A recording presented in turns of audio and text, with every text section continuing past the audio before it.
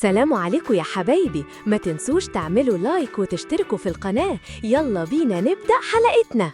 في يوم من الأيام في غابة خضرة مليانة شجر عالي وعصافير بتغني، اتولدت زرافة صغيرة زي القمر.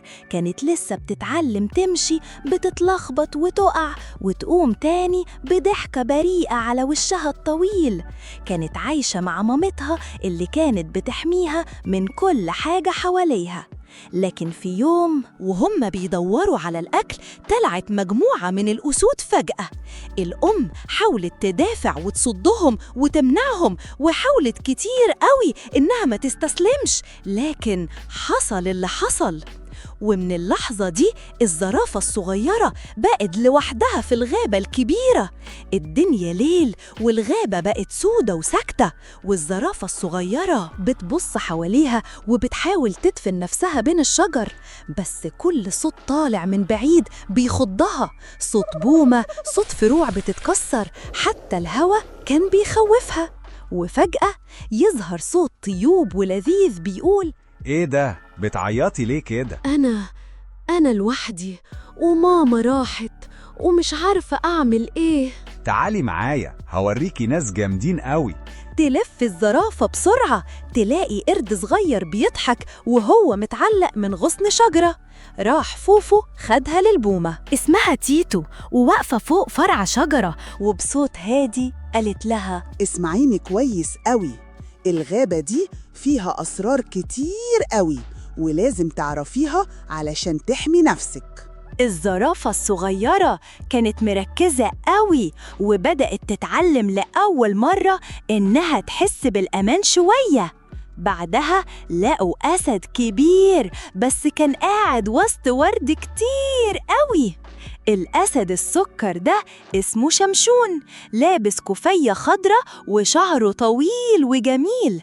راح قايل للزرافة: ها انا بطلت اكل لحمة وبقيت نباتي ورشيق ومفيش مني اتنين. الزرافة استغربت من اللي معلقه شمشون على كتفه، بس حبيته على طول وكان طيب جدا. فجأة طلت غزالة رشيقة من فوق صخرة اسمها مايكو، واقفة بثقة وعينيها فيها شجاعة وجمال ما يتوصفش.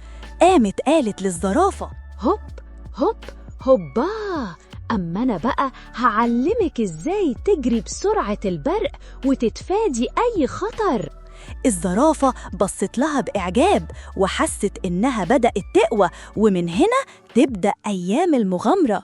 الزرافة بتجري مع مايكو وسط الشجر، وبتتعلم من تيتو إزاي تسمع وتفهم الأصوات، وبتزرع ورد مع الأسد شمشون.